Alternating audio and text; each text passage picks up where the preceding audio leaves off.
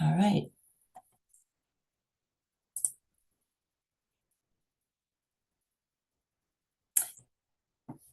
When I was in first grade, there was a boy in my class who looked a little different. He was very smart. He was kind. He wore glasses like me, and he had a very few friends. He often played alone and during recess. Other kids made fun of him because of his looks and his demeanor. And I remember how I felt when I realized how mean my classmates were to him. At 6 years old, I felt a deep sense of empathy and compassion for this boy. I had few friends myself, but everything I felt about how others were treating me was nothing compared to how this boy must have felt. How could kids be so mean? And why?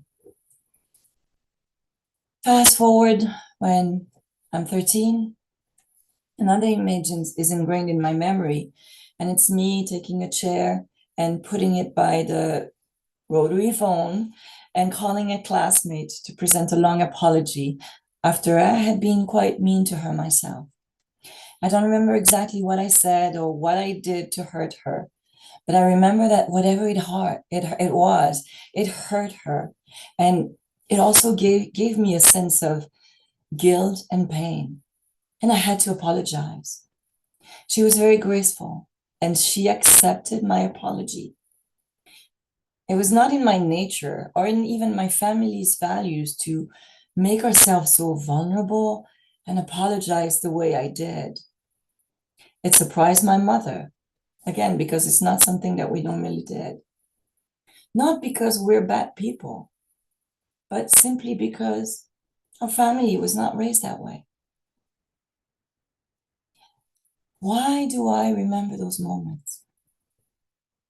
Why did I choose to remember those episodes that happened 40 or even 50 years ago against all the other things, all the other episodes in my life? Is it so that I can remember who I am? Little disclaimer here, I'm not always an angel either, but I'll spare you the details. In this climate of division and antagonism, it's very easy to let ourselves be swayed by the noise around us. This person is awful, so we celebrate that they get hurt.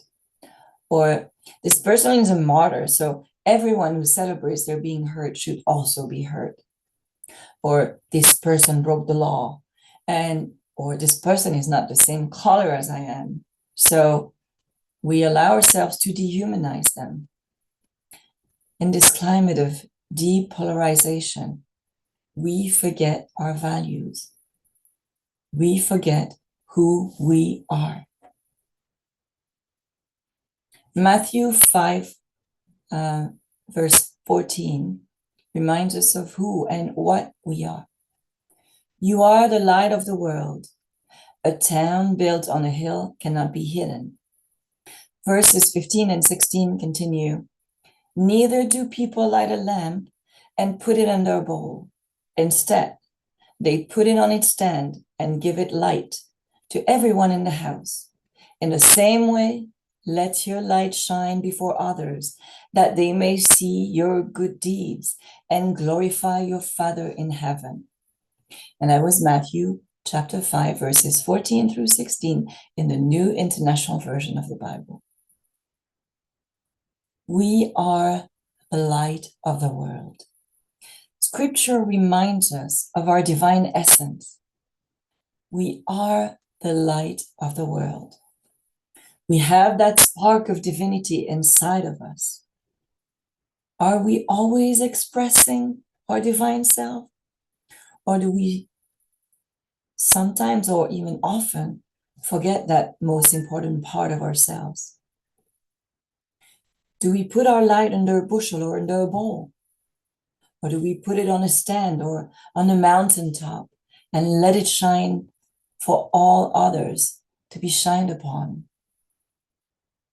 Do we hide our light in order to conform? Do we hide our light out of fear? Do we hide our light because we're tired and it's easier to hide it when we're tired? When we are down, we have a tendency to let our light fade. In moments of fear, of anxiety, and uncertainty, we sometimes forget to let our light shine and illuminate our path. We let our emotions take over, and we let our emotions lower our vibrations. But what did Jesus say? You could be the light of the world? No. He said, you are the light of the world. There's nothing tentative about it. There's no hesitation. There's no hesitation whatsoever in Jesus' word. You are the light of the world, and you always are. So be it. When we feel beat down by the world, it's important to remind ourselves of who and what we are. Focus on that light within. And in our meditation, seek that light and see the light. Make it an intention. And instead of prayers of supplications, make it a prayer of intention to see the light within you and let that light guide you and illuminate your path. God, divine spirit, divine light, guide me. Pray to that light that is within you. Pray to the higher self that is within you and ask it to show the way. That light that is within you can guide you always. If you put the energy into it, make it an intention to let your light shine brighter. Let your light shine so that it guides you, but that it also guides others. Put your light on a hill that illuminates everyone and everything around you. Always. Not only when you're volunteering or when you're doing something and just remember. No, do it always, particularly when you're down. Shine your light. And when you're on social media and read a comment or post or a post that annoys you, shine your light. When you read or watch the news and get irritated or even infuriated, shine your light. When you read and watch the news and feel like saying they get what they deserve, shine your light instead. Remember, who are you? What are you? Let there be light. God asserted that during the creation of the world. Light represents love and truth. Light is a symbol of wisdom. And when Jesus said, I am the light of the world in John 8, verse 12, he meant that he was the expression of truth, and so are you. When Jesus said, you are the light of the world in Matthew 5, he stated that you were also the expression of divine truth, divine kindness, divine love. You are the light of the world. That is your true essence. Regardless of what you read, regardless of what you see, regardless of what you hear. Every day and every moment of the day, we decide whether we're going to keep the light on and what we're going to do with this light that shines within us. Every moment of the day, we decide of how much of that truth we express, how much wisdom we express. We decide what type of energy we share with the world. We choose to be a beacon of light or do we choose to be a candle snuffer? By doing so, we choose whether we want to raise people's vibration or lower their vibrations. It's not always easy to be in the flow of high vibrations, particularly when a barrage of events that affects us directly or even indirectly comes our way constantly. But at any given time, we choose which version of ourselves we share with the world every moment of the day.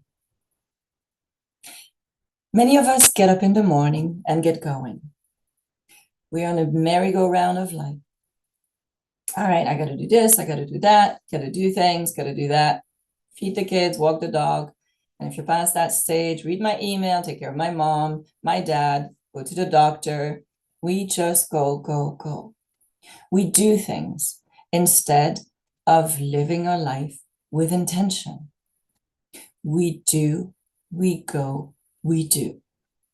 Instead, we should be. Sometimes just for a moment, be. When everything is fine with or the world seems to be upside down, when you first wake up, before you grab your phone or your newspaper or turn on the news, sit still and let your light shine. Focus on that light within. Feel and visualize the light that you are, and let that light permeate every fiber of your being. You might remember the song from the Who's. Who are you? Who are you? Who? You are the light of the world. That is your true essence. You are the light of love. You are the light of truth. You are the light of wisdom. Express that truth in everything that you do, in everything that you are. You came here to express that light. Be the light that you are, and many blessings.